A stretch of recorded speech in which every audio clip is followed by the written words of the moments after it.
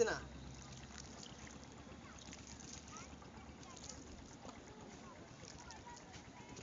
হো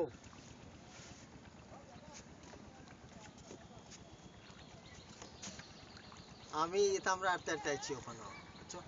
গল্প করতে করতে আনপ্লান এটা গল্প করতে করতে অলরেডি যে রাস্তার মুখ পাচ্ছি ভিতরে ওখানে আছে ছুটি তখন মারতো না এরকম আচ্ছা এইরকম ওকে